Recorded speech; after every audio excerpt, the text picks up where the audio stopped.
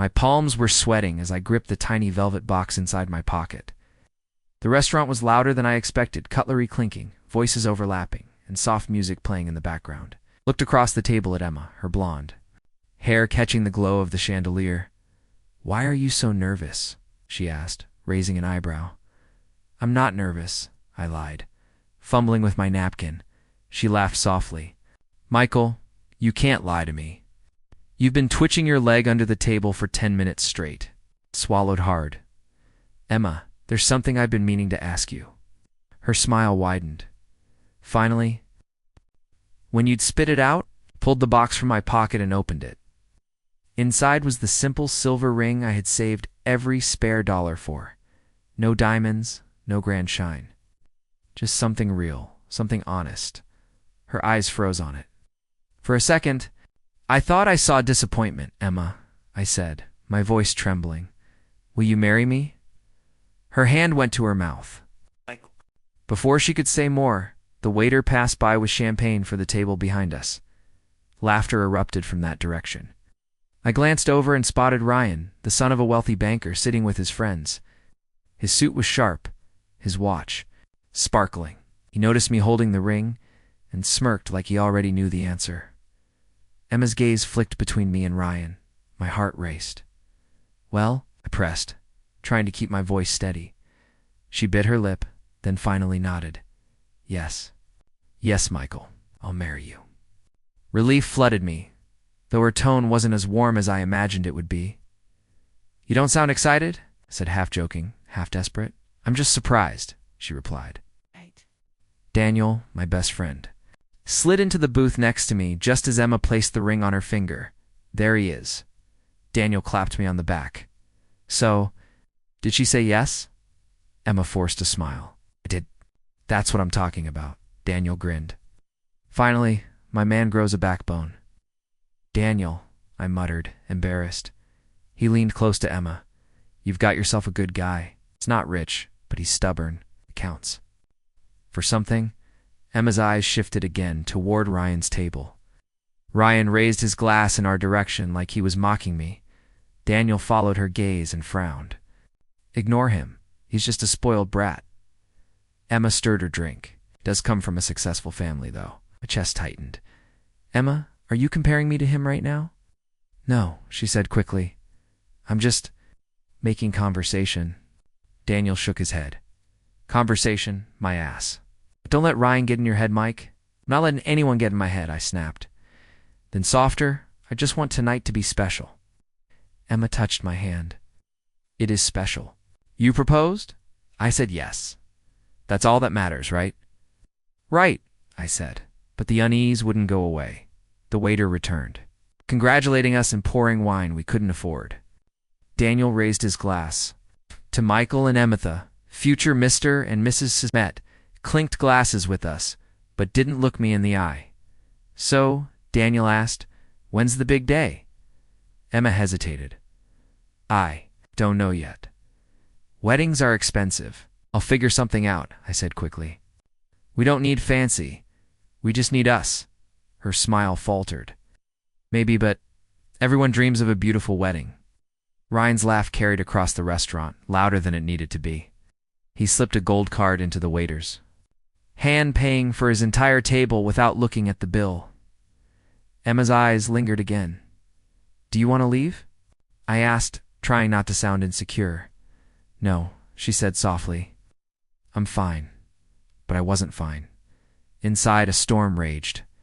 Why did she keep looking at him? Why wasn't she looking at me, the man who had just offered her his whole future? Tried to lighten the mood. "Don't worry about that clown. Emma's here with you, not him."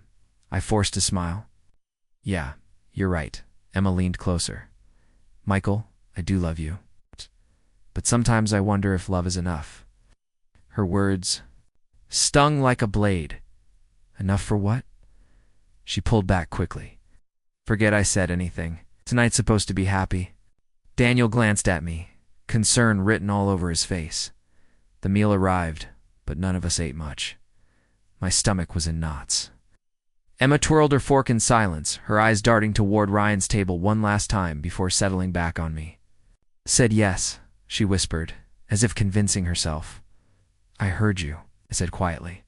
But as I looked at her hand with my modest ring and saw the way her gaze kept drifting, I knew the truth.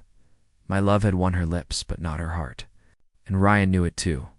Michael, don't you ever get tired of this place? Emma asked one night, looking around our one-bedroom apartment. Tired? I said, dropping my work bag on the chair. It's small, sure, but it's ours. She sighed.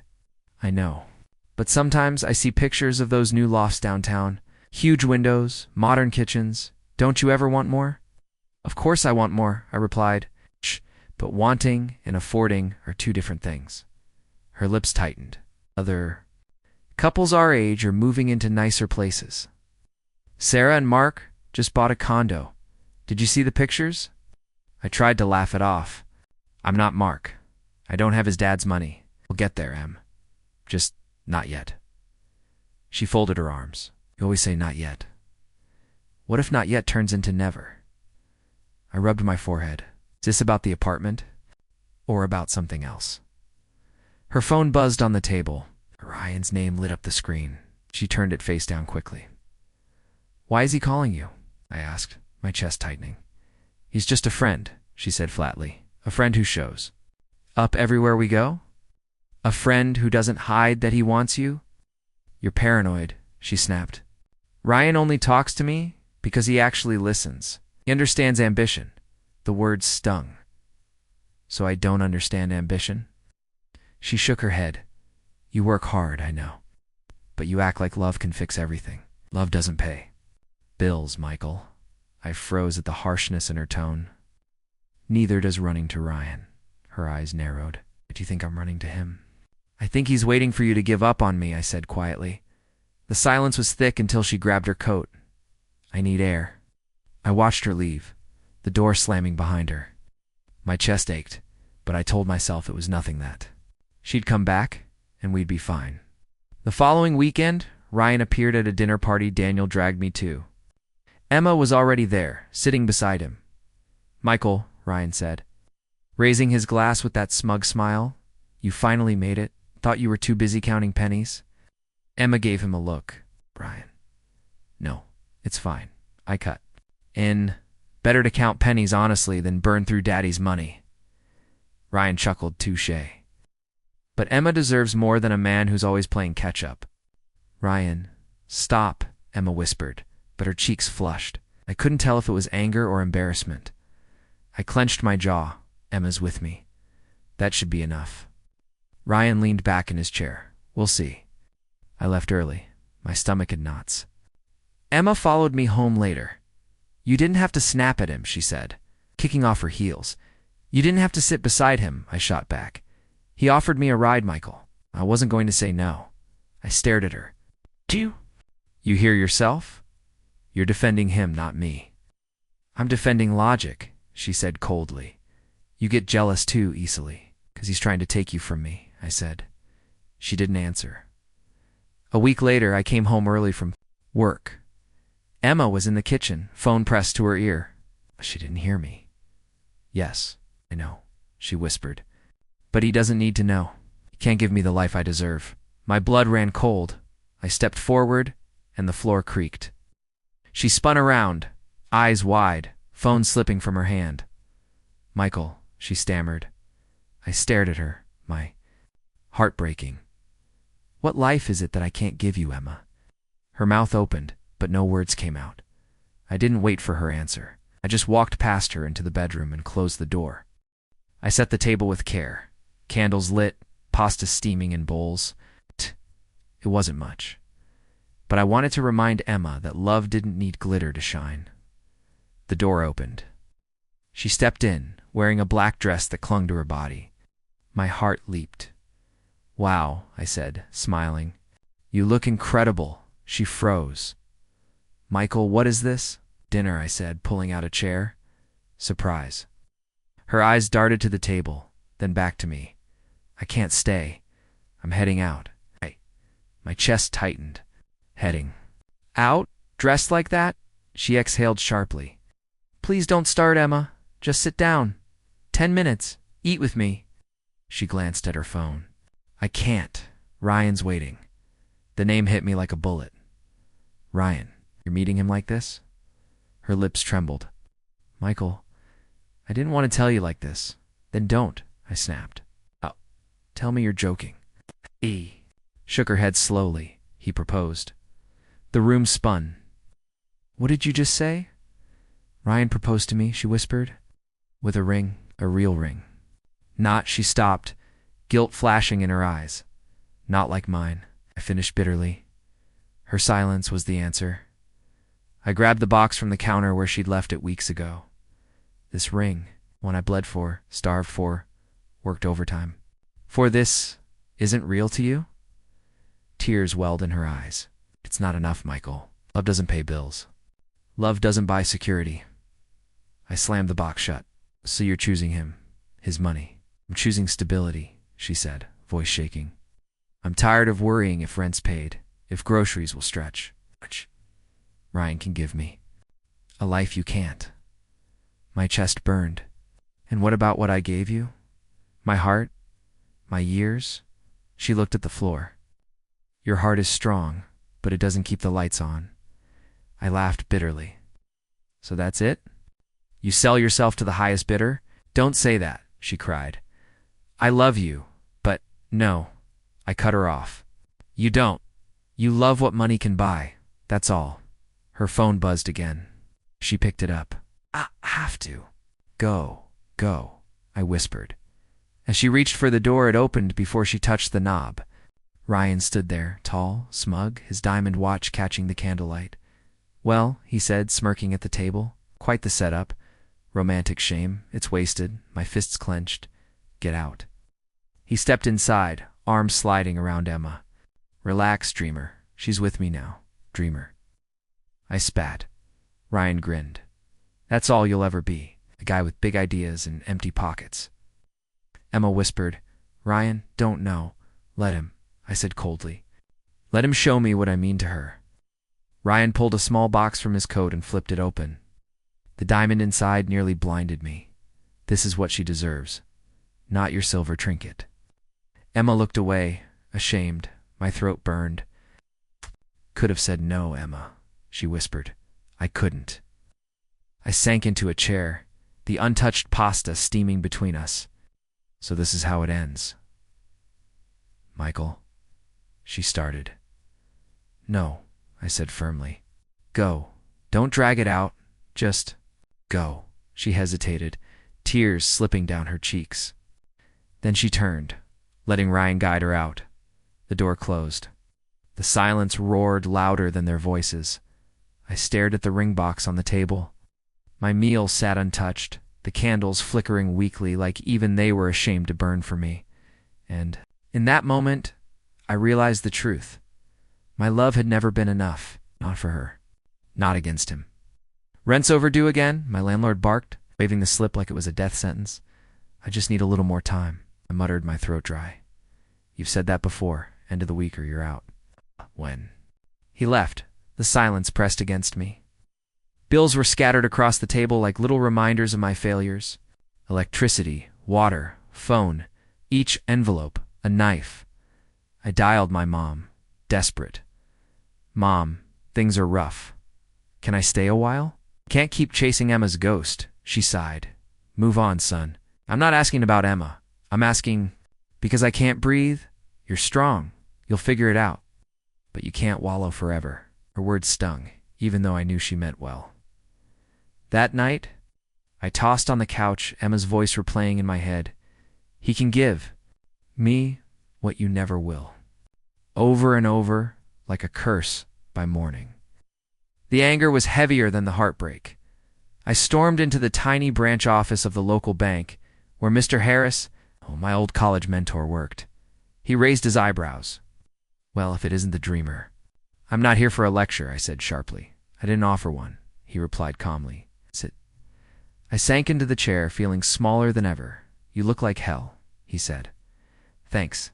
Exactly what I needed to hear. Still chasing music? Or whatever wild scheme you had last year? Duh. No.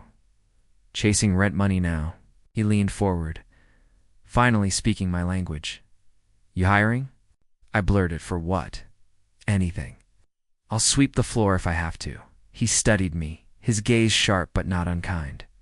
That's a big fall from the guy who once swore he'd never work in a suit. Yeah, well, love doesn't pay bills. The word slipped out bitterly. He tilted his head. Emma, I clenched my jaw. Don't. Fair enough, he said softly. Entry-level teller. Long hours. Crap pay. Boring work. Sounds like heaven compared to being broke. He chuckled. You'll hate it. I already hate everything. Might as well get paid for it. His expression softened. That's more honesty than I've ever heard from you. I leaned forward. Just give me a chance, please. Silence stretched between us before he finally nodded. Start Monday. Relief washed through me, but it was tangled with shame. Thanks, Harris. I won't forget this. Don't thank me yet. Shh.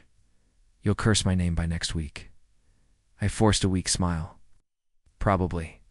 As I stood to leave, he added, You want advice? I sighed. Do I have a choice? Not really.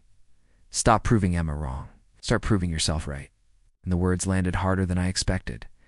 That night, I sat at the table again. Bills. Still there, but for the first time in weeks, I felt a spark of something anger, yes, but also survival. I whispered into the empty room. I'll crawl if I have to, but I'm not done. The silence didn't answer, but for the first time. It didn't feel suffocating. Double-check the numbers, Harris said, leaning over my desk. I already did. Again, I groaned, but grabbed the calculator. See balance to the cent? He smirked. I didn't think you had patience for detail. Neither did I. Good, you'll need it. The longer I stayed at the bank, the more I noticed something strange. Numbers weren't just digits anymore. They moved, connected, told stories. Budgets whispered patterns, loans revealed risks, and interest rates hummed like melodies I could follow. Where'd you learn this? Harris asked one evening when I solved a portfolio problem faster than his assistant.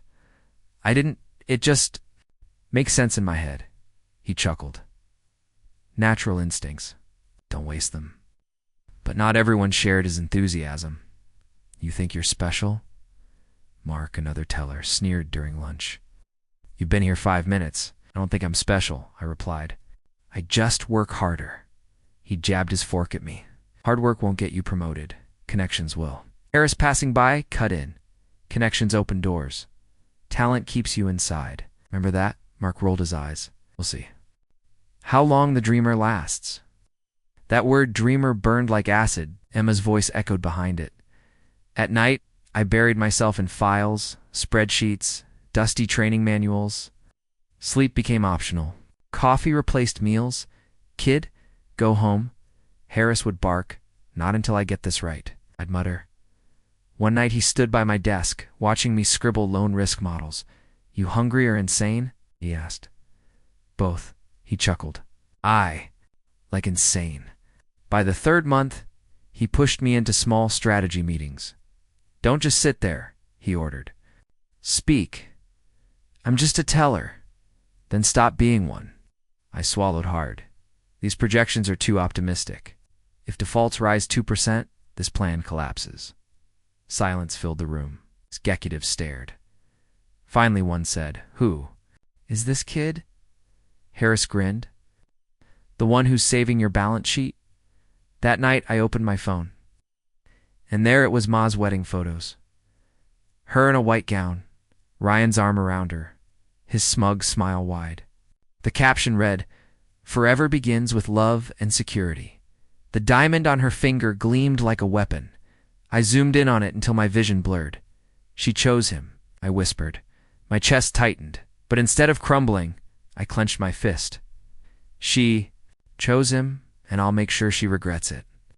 The next morning, Harris noticed the fire in my eyes. You look different, he said. I am good. Prove it. So I did. I volunteered for every tedious task.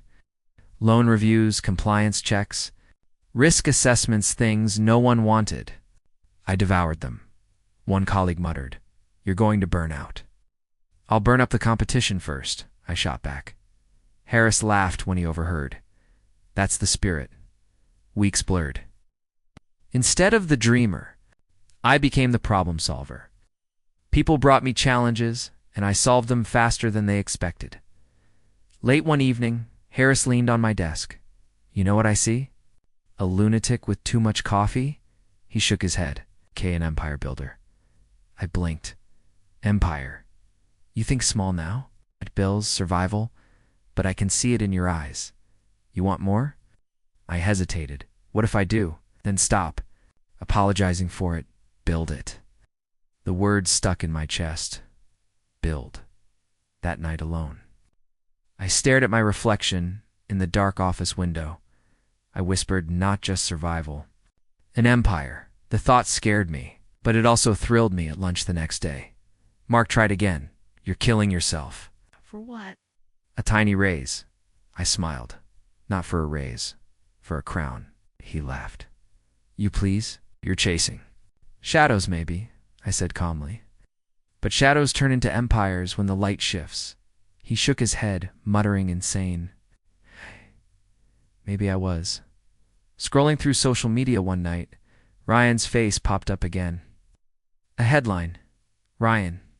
Miller joins executive training at his father's bank. My stomach twisted. His path was handed to him. Mine was carved from stone with bleeding hands. But I swore to myself I'll outgrow him. I'll outshine them all. The next morning, Harris caught me sketching projections in my notebook. What's this? A plan for what? For the future. He leaned in, curious. Your future? No, I said firmly. An empire's. For the first time, Harris didn't laugh. He nodded slowly, pride flickering in his eyes.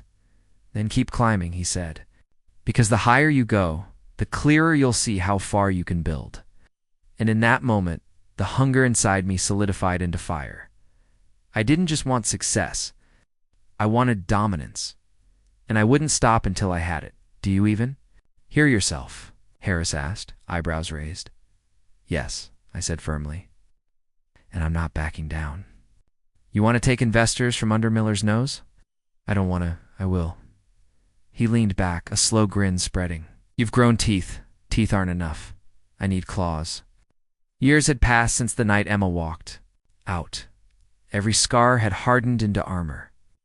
Under Harris's guidance, I had clawed my way upward, first a teller, then analyst, then manager. But survival was no longer enough. I wanted the throne. At a late-night meeting, Harris pushed the folder toward me. This is it. If you close this deal, you won't just be rising, you'll be running. I'll close it. You're that sure? I nodded because I don't plan to lose. The next day, I pitched to a skeptical group of investors. You're young, one said. Hungry, corrected. Unproven, another added. Unstoppable, I countered. Silence followed. Then the first man smiled. All right, show us why. And I did. Numbers, strategies, outcomes I laid them bare. When it ended, they shook my hand. Back at the office, Harris clapped my shoulder. Congratulations, kid. You've just built your own firm. I whispered the words to myself. My firm, days blurred into nights. Papers, contracts, negotiations, my empire's bones forming. Soon, I wasn't begging for approval. I was. Giving it. Mark, once smug at the teller desk, walked into my office. You're hiring? He asked sheepishly. Funny, I said. Didn't you say I'd burn out? His face reddened. I was wrong. I leaned back. Then prove it. Why should I trust you? I need a chance. I studied him for a moment, then shook my head. You mocked me when I starved. I don't forget. He'd left shoulders. Slumped. For the first time, I realized I had power, and I wasn't afraid to wield it. Soon, I surrounded myself with people I could trust. Clara was first. You really think you can outmaneuver Miller Bank? She asked during our first meeting. Think. No, I know. Her eyes sparkled. Then you'll need me. Why? Because I see cracks in their structure no one else notices, and I don't play nice. I smiled. You're hired. David came next, my childhood friend, the only one who stood by me when Emma left. "You sure you want me here?" he asked. "Nervous. I don't know finance like you. I don't need another strategist. I need loyalty, and you've never failed me." His voice cracked. "Then I'm in, all the way." Piece by piece, my throne assembled. Clara brought fire, David brought loyalty, Harris brought wisdom. Together, we built something that didn't just grow, its strategy sessions. I pushed harder. "Cut the underperforming assets," I ordered. "That'll cost jobs." David warned. "Better their jobs than our future," I replied coldly. Clara smirked. "Now you sound like a king." "Not yet," I said, "but soon." Word spread. The man they once called a dreamer was now a force. Competitors watched warily. Clients came willingly. Every handshake felt like proof I was rewriting my destiny. One night, over whiskey in my office, Harris chuckled. "Do you realize people fear you now? Good. Doesn't bother you?" I swirled the glass. "Fear is respect with sharper edges." He laughed. "You've changed." I had to. Then, one morning, Clara burst into my office, eyes blazing. "You'll want to see this." She dropped the newspaper on my desk. The headline screamed, "Miller Bank suffers record losses." I scanned the article. Bad investments. Bleeding clients. A legacy crumbling. David leaned in. "That's Ryan's father's bank." I nodded slowly, my pulse quickening. Harris whistled. "The tables are turning." I leaned back in my chair, the leather creaking. "Under me, not turning," I said quietly, tilting in my favor. For the first time in years, I felt it control. Emma's diamond ring. Ryan's smug face, every insult, every doubt, it all led here. And this was only the beginning. Clara stormed into my office, grinning like she'd just won the lottery. "You'll love this," she said, tossing her phone on my desk. On the screen was a blurry photo. Emma and Ryan standing on a busy street, staring up at the skyline. My company's name glowed across the tallest tower in the city. "They froze there for minutes," Clara said. "Someone who knew them sent me the shot. Thought you'd enjoy it." I studied the image in silence, a strange calm settling over me. That evening, my phone buzzed with an unknown number. Against my better judgment, I answered. "Michael." The voice trembled. "Emma." I leaned back in my chair. "Emma." "You've changed," she whispered. "People do," I replied flatly. "Can we meet?" "Please." Every instinct screamed no, but I heard myself say, "Tomorrow." Noon, calf on 5th. The next day, she walked in before I did. Same blonde hair, same sharp smile, but her eyes were softer, almost haunted. Ryan sat beside her, stiff as stone. I slid into the booth across from them. "So, to what do I owe this reunion?" Emma swallowed. "I saw your name on the tower." "Hard to miss," I said evenly. Ryan scowled. "Don't act like you built it alone." I turned my gaze to him. "Still living in your father's shadow?" His jaw clenched. Emma cut in quickly. "Stop. This isn't about him, Michael. You're not the man I left." I smirked. "No, I'm not." She leaned forward. "Back then, you loved me more than anything. You'd do anything for me. You wanted more than love," I said. Her voice cracked. "I was wrong." Ryan shifted, clearly uncomfortable. "Emma, don't," she snapped, surprising us both. Then she looked at me. "You don't know how many nights I wondered if I made a mistake." Let her words hang in the air. For once, I didn't rush to fill the silence. Ryan sneered. "He's not interested. He's just playing powerful," I chuckled. "If this is playing, you should try it sometime." Emma's hands shook. "Michael, do you still love me?" The question sliced through the air like a blade. Her eyes begged, searching mine for the man she once knew. I stayed silent. Not out of cruelty, but because silence said everything. Her face fell. She nodded slowly, tears forming. "That's my answer," Ryan exhaled, relieved. "Good, now you can finally—" I raised a hand, cutting him off. "Ryan, enjoy what's left of your inheritance. Because soon, the only name this city will see is mine." He shifted uncomfortably, and for the first time, he looked smaller than me. I stood. "Emma, thank you for the closure," she whispered. "I didn't come for closure." I gave her one last look, calm, detached, untouchable. Then I walked away, leaving their silence behind me. For the first time, I wasn't the broken one. I was the one they couldn't reach. I heard the news first from a former associate of Ryan's. He called me early in the morning, voice cracking with desperation. "Please, you have to meet me," he said. "It's falling apart. Ryan's bank. It's over." I leaned back in my chair, calm. "You'll need to be more specific. It's fraud, corruption, bad loans. Everything's coming out. The press is already on it. By tomorrow, the whole city will know." I stayed silent long enough for him to stutter. "Why are you telling me?" "Because I need a place. You're the only one with stability now. I can bring value clients, accounts, inside information." I exhaled slowly. "Meet me at my office. But understand this. You're not walking into Ryan's kingdom anymore. You're stepping into mine." When he arrived, his tie was crooked, his hands trembling. He sat across from me, eyes darting. "I gave him 10 years, he muttered. "And for what?" "He threw it all away. Or maybe I said you just bet on the wrong man." He lowered his head. "I should have chosen you from the start." One by one, they came managers, advisors, employees, who once laughed at me, sneered when Ryan called me nothing. Now they filed into my office with pale faces and cracked pride. "Please," one woman whispered. "I can't go down with him. I have a family. You want a seat at my table?" I asked. "Then prove you belong." "I don't run charity." Another man gripped the edge of my desk. "I built portfolios worth millions. I can rebuild them for you. Just don't shut me out." Their voices piled on, begging, bargaining, swearing loyalty.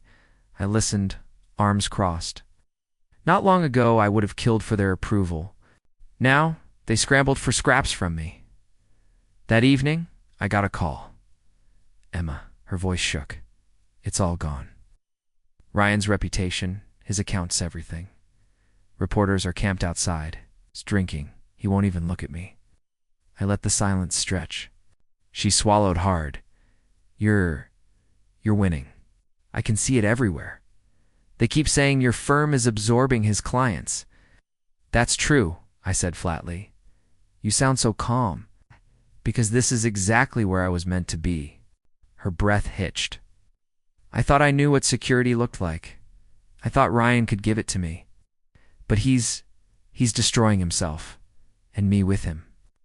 I leaned against my desk, eyes on the city lights. "You chose him, I know." God, I know, and I regret it every day now. "He was never the man I thought he was." "Emma," I said, voice steady. "You weren't blind. You just didn't want to see." There was silence on her end, then muffled sobs. "Do you hate me?" No. I replied. "I don't hate you, but I don't need you either." Later that week, Ryan himself stormed into my building. His face was red, his eyes bloodshot, reeking of alcohol. "You think you've won?" he snarled, slamming my door shut. I didn't move from my seat. "No, I know I have. You stole my people, my clients, my life," he barked.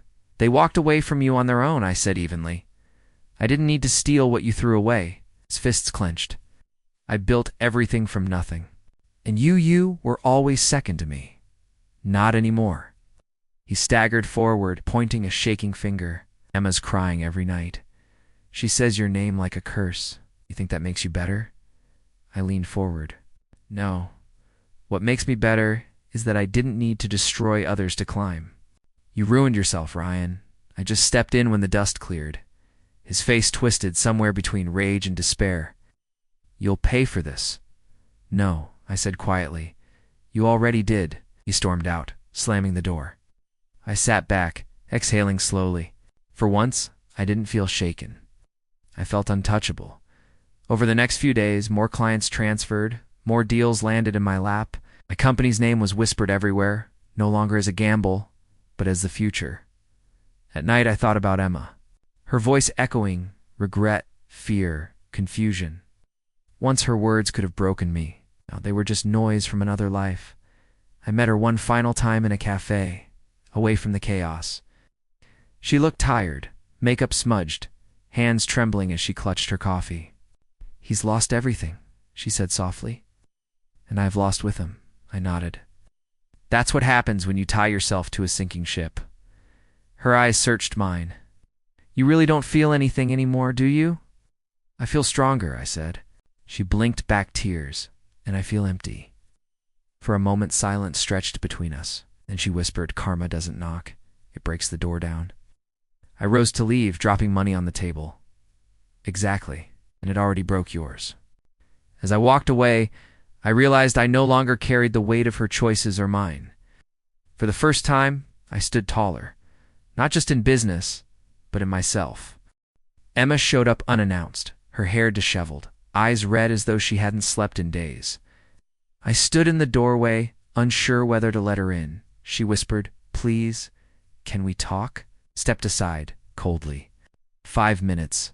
The moment she sat down, her composure broke. Tears streamed as her voice cracked. "I can't do this anymore. Ryan's ruined everything. He drinks. He yells. He's broke. I don't even recognize him." I folded my arms. "Now you come." To me, she reached for my hand, but I pulled it away. "I was wrong," she said desperately. "So wrong. I thought I chose security, but I chose a nightmare. You were the one who loved me. You were the one who saw me." My chest tightened, but I held steady. "You didn't choose me when it mattered. I regretted every second," she sobbed. "If I could go back, I'd never have left you." Stared at her, remembering the girl I once loved, the laughter we shared, the nights I dreamed of forever.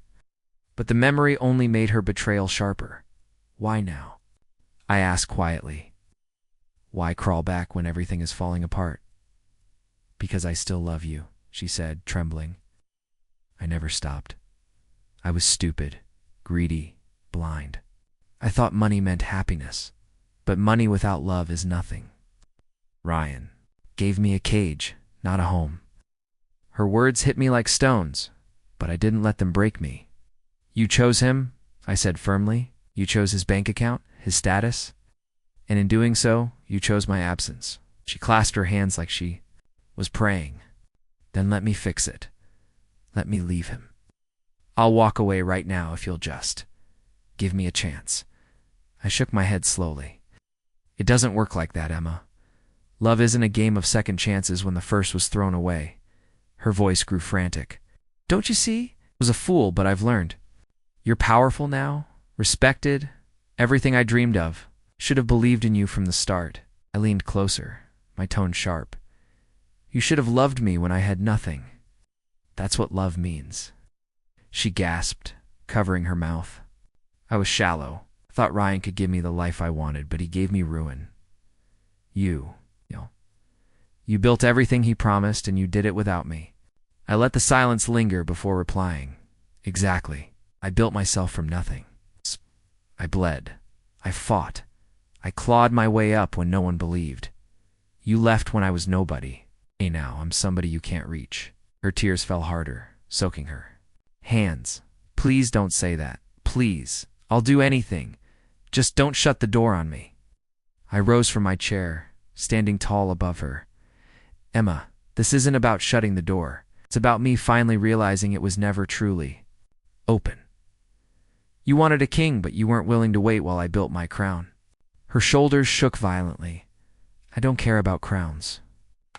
I just want you back." I shook my head. "No, you want what I represent. Stability, power, redemption. But you don't want me, you want the life I've built. And that's not love." She buried her face in her hands, muffled cries escaping. "You're right. I don't deserve forgiveness. I don't deserve you." For the first time, my heart felt light. The bitterness that once weighed me down loosened its grip. "You're right," I said softly. "You don't." Her head jerked up, eyes wide with disbelief.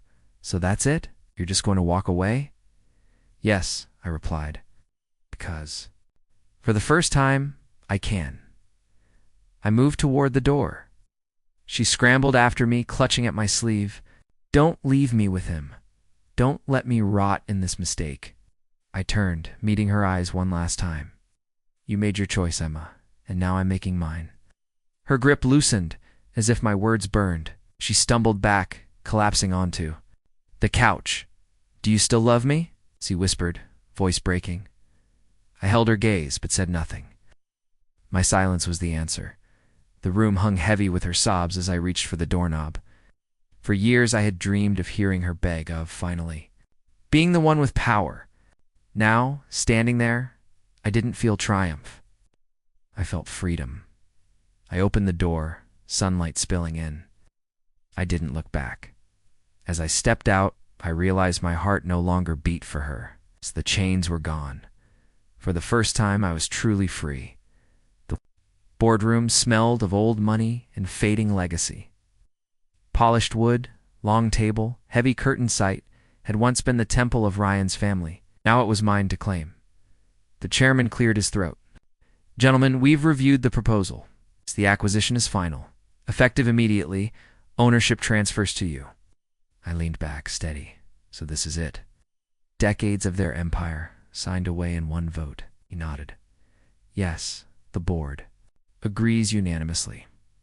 I glanced around the table. Some faces looked relieved, some bitter.